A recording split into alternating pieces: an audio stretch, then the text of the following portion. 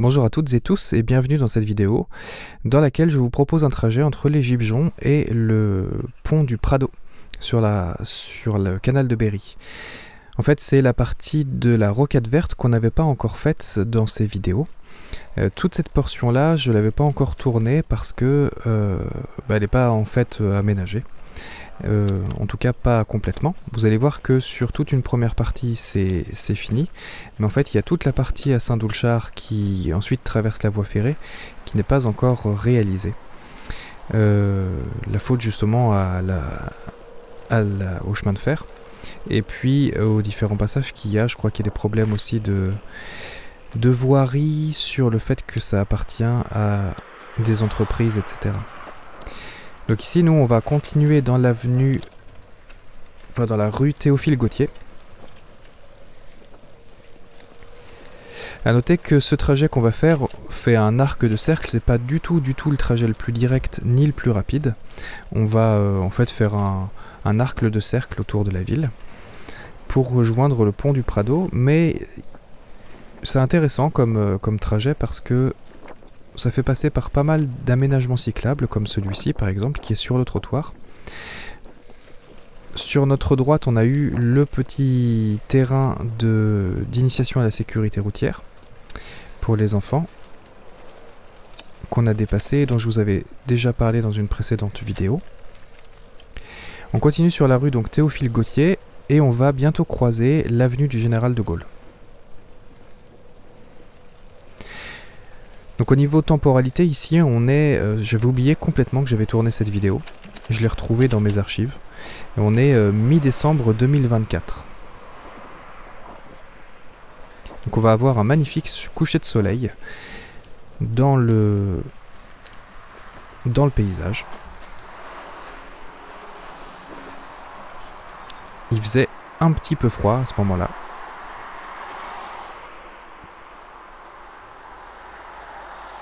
Donc on va traverser ici donc l'avenue du Général de Gaulle et puis on va continuer dans la rue Henri Moissan.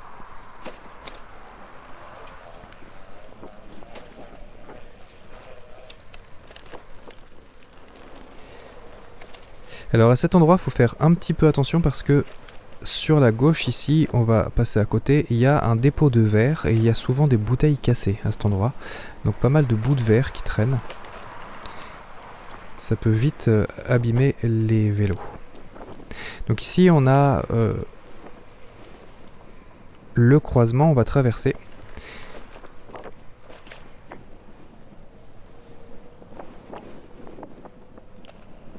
Et donc on est dans la rue Henri Moissan. Ici ça descend bien, c'est agréable.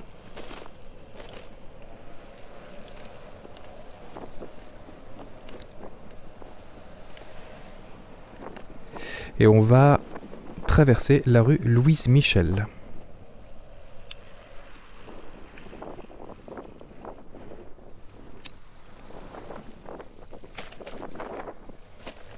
Donc ici, en passant tout droit, on a une piste cyclable qui va nous emmener directement, vous allez le voir, dans la plaine du Moulon.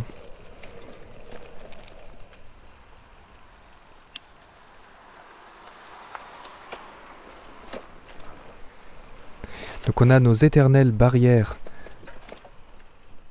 de la rocade verte. Celle-ci est assez serrée. À cet endroit-là, et particulièrement à cette époque, ça peut être, enfin plutôt d'ailleurs en automne, hein, en général, ça peut être assez glissant.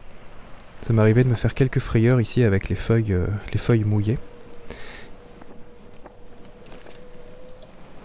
Et puis il y a quelques poteaux par-ci par-là.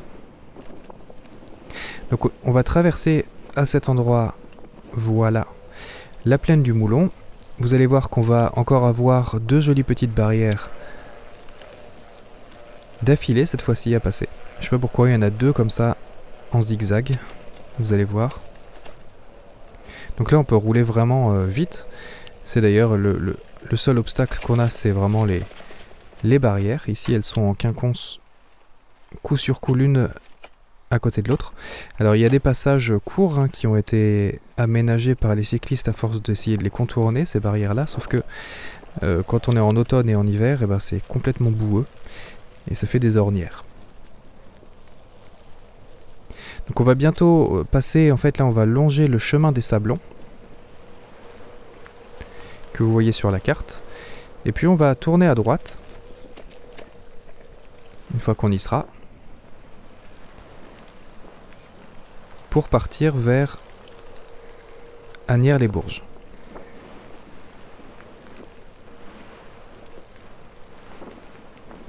Vous avez vu un magnifique soleil couchant.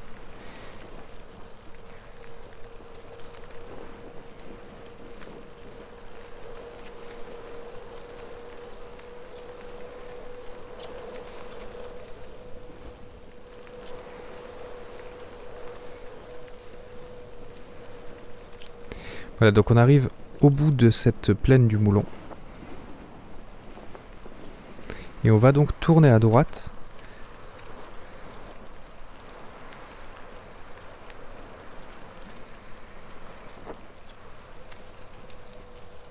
Pour rejoindre le chemin des Sablons et puis la rue Louis Billan, je crois.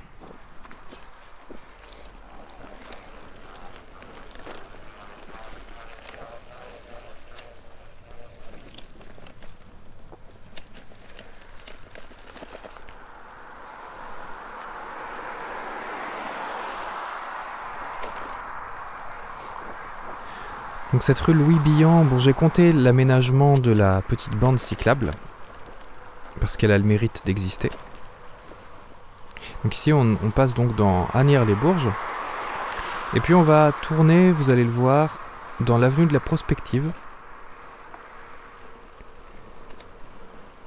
Donc on fait une sorte de petit zigzag pour rejoindre l'avenue de la Prospective.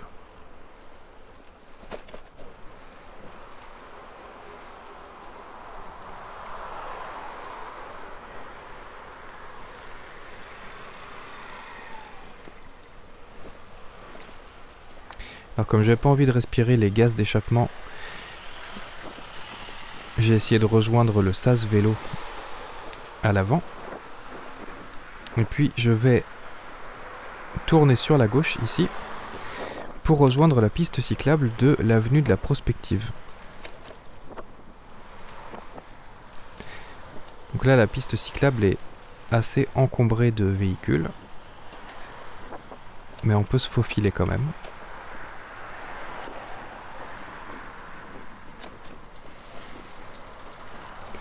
Donc elle est bidirectionnelle, mais elle est vraiment très étroite à certains endroits, hein. Je sais pas comment ils veulent faire passer deux vélos sur certains emplacements.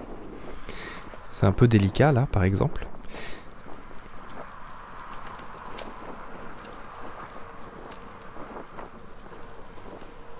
Mais disons que on croise pas tant de monde que ça, quoi qu'il en soit.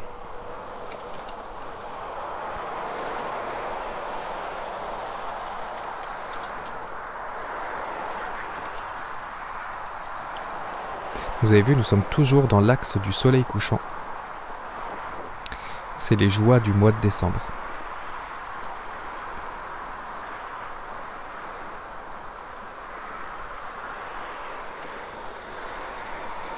Donc pour l'instant, on a une piste cyclable qui continue, hein. On a eu beaucoup d'aménagements cyclables depuis le début, et c'est là que ça va s'arrêter.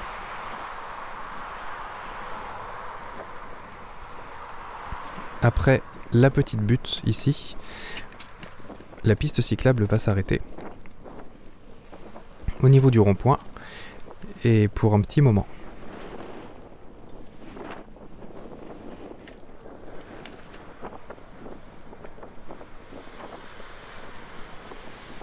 Donc là on va être catapulté sur la route. C'est pas très précis d'ailleurs la fin de la piste, on sait pas trop où on est. Là j'attendais que le semi-remorque passe.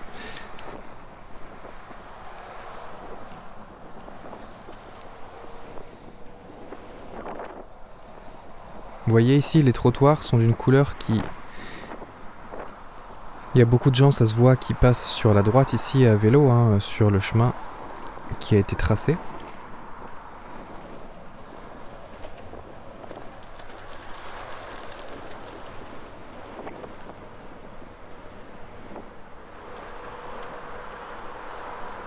Et donc on est sur la rue de Malitorne maintenant. Et nous entrons dans Saint-Doulchard. Donc là c'est un gros carrefour ici. On a... Il n'y a pas d'aménagement malheureusement. Sur la gauche, sur la route qu'on va croiser sur notre gauche, il y a un peu plus d'aménagement. Il y a une piste cyclable qui a été créée il y a quelques mois de cela, je pense, si je me souviens bien, qui rend les choses un petit peu plus simples quand on vient plus de la gauche. Finalement, le trajet le plus sécurisé, c'est pas celui que j'ai pris pour traverser la plaine du Moulon. Ça aurait été plutôt de continuer tout droit, en définitive maintenant, avec ces nouveaux aménagements, et de passer par le petit tunnel qu'il y a sur la route qu'on va croiser. Même si le tunnel en soi, enfin le tunnel, on passe sous un pont en fait, est assez dangereux parce qu'il y a un rétrécissement de voie et qu'il y a des gens qui font des bêtises parfois. Donc là nous on continue tranquillement.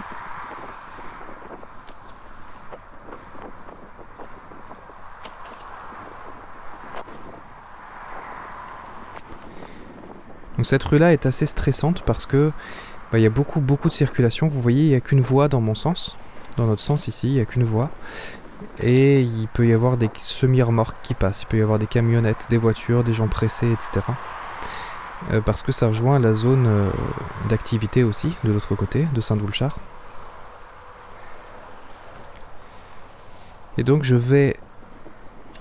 C'est ce que je vous propose en fait. L'objectif c'est simplement de traverser Saint-Doulchard pour rejoindre l'entrée de la Rocade Verte. Donc tous les moyens sont bons à peu près pour éviter ce flux automobile. Je pense qu'il y a pas mal de gens qui passent sur le trottoir, hein, quoi qu'il en soit. Là il est bien large et il mériterait de faire en sorte qu'on puisse passer à vélo tout simplement. Mais nous on va tourner à gauche parce que j'en profite pour vous montrer un petit chemin qui ne me semble pas très connu.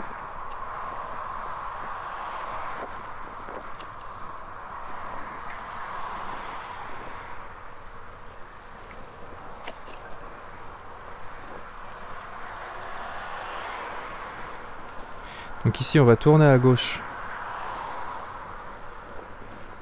dans la rue du Paradis.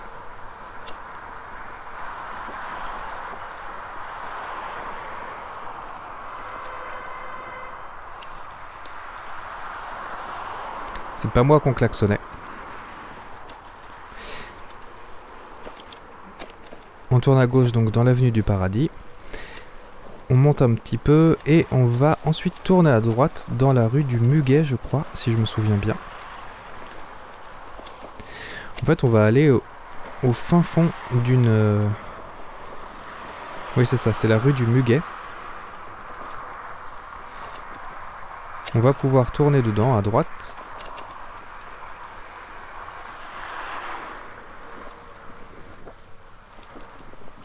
Bon, pour l'instant, c'est un peu un no man's land hein, pour les vélos.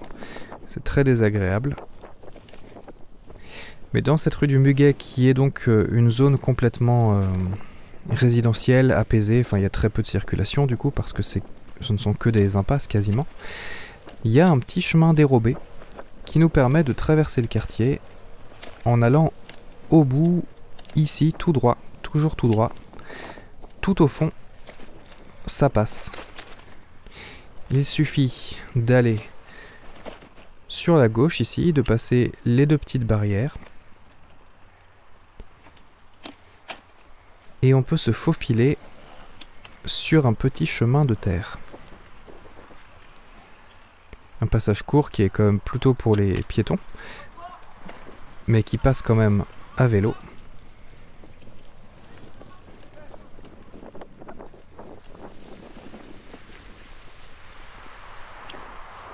Et on va essayer donc de traverser cette route d'Orléans. Ça nous a permis d'éviter le rond-point, tout simplement. Donc là, j'attends que le flux de voitures passe pour traverser la route à la Sauvage et rejoindre la voie de stockage qui permet de tourner à gauche.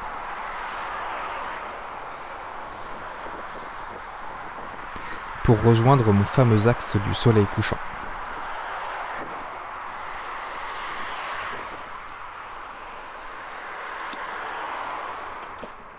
Donc voilà, faut surtout attendre et passer au bon moment.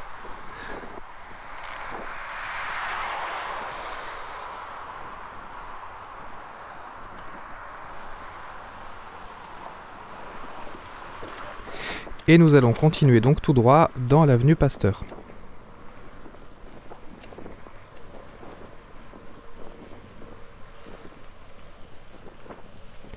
L'avenue Pasteur qui est quand même beaucoup plus tranquille que ce qu'on a vu jusqu'ici. Et là, il n'y a pas vraiment de règles. Il va falloir tourner à gauche à un moment donné.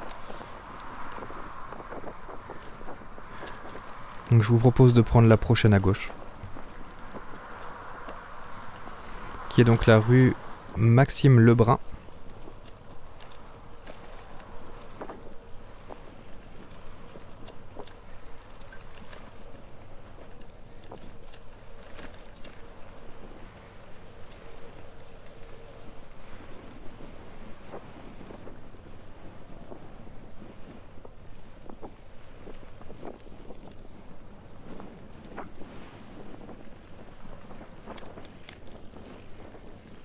La voici. Ici ça monte un peu en fait, faut passer la petite butte de Saint-Doulchard. La rue Maxime Lebrun elle est pas mal parce que c'est pareil, c'est dans une zone résidentielle. Je crois pas qu'il y ait beaucoup de circulation. Il n'y a pas non plus pour autant d'aménagement cyclable. Mais on va, en continuant tout droit comme ça, traverser l'avenue de la République, qu'on a déjà vu dans une précédente vidéo.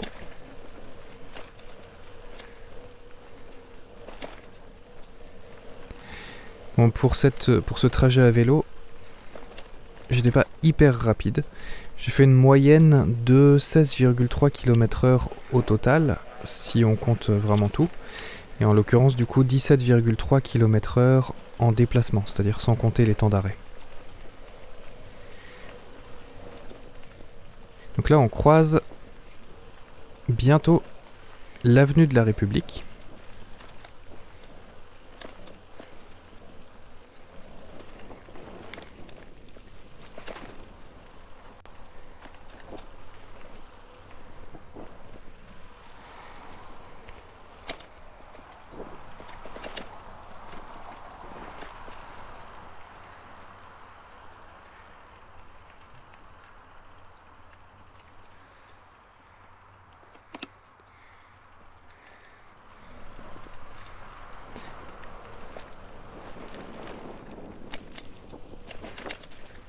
Et on va prendre donc le virage de la rue Maxime Lebrun. On est toujours dans la même rue en fait.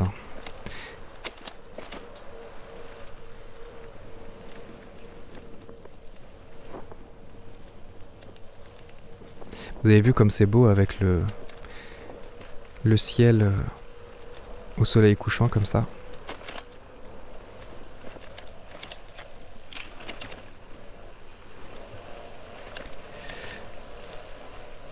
Ici c'est pareil, il n'y a pas vraiment de règles, on va juste prendre une rue vers la droite à un moment donné. J'avais décidé sur ce coup-là de prendre la première, qui est donc la rue Pierre des Bois. Et on va surtout en fait rejoindre le petit triangle là de l'avenue Henri Desbords. Donc ça c'est l'avenue du Général de Gaulle après qu'on va rejoindre. Donc ici ça descend bien maintenant.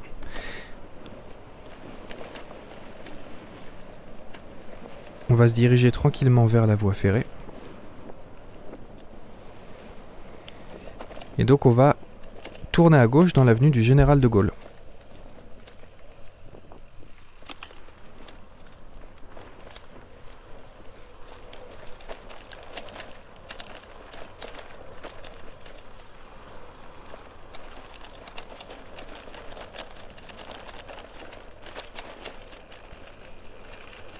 Ça secoue un peu cette partie-là. Donc on a le petit feu. Alors au moment où j'enregistre cette vidéo, on n'a pas encore l'aménagement, le petit aménagement qui a été fait avec la mini voie douce. qu'il y a à la sortie des rails, et ça vous verrez ça dans la prochaine vidéo justement, où on fera un trajet qui passe par là encore. Donc ici je tourne à droite dans la rue Pierre Michaud, et l'objectif ici c'est tout simplement de suivre le flux de circulation. Maintenant il y a un nouveau moyen de traverser ici, on en reparlera, mais on est dans l'avenue Henri Desbords. On va passer donc les rails de chemin de fer.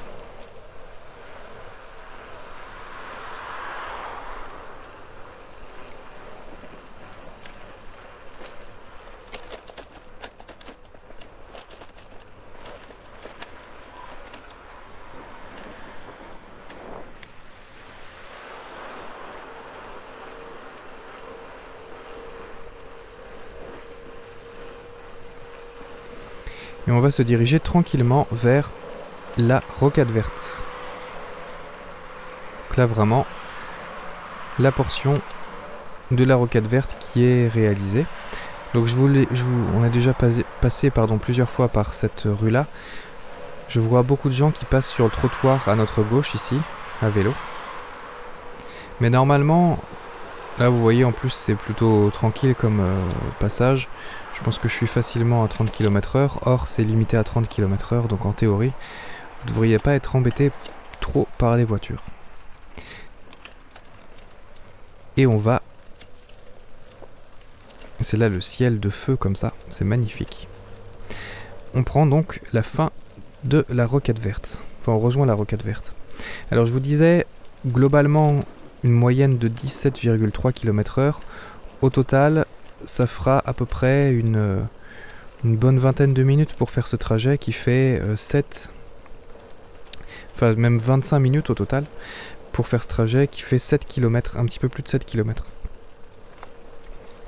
Donc si vous avez un vélo à assistance électrique par exemple, ça peut aller quand même plus vite, même si que ce soit vélo assistance électrique ou pas, il y a les attentes au feu et puis les passages où il faut un petit peu ralentir pour passer les portiques de sécurité de la Rocade Verte qui sont disposés de manière assez régulière.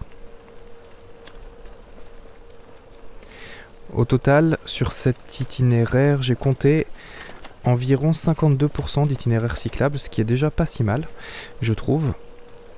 Même si évidemment il y a toute la portion là de l'avenue de la Prospective, enfin en tout cas la rue d'après, pardon, après l'avenue de la Prospective, à l'entrée à Saint-Doulchard, toute la traversée de Saint-Doulchard qui est quand même encore franchement sauvage pour les cyclistes.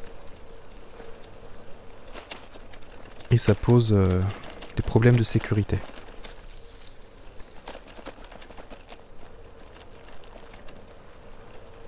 Donc là ça roule bien, en cette mi-décembre, il n'y a pas grand monde.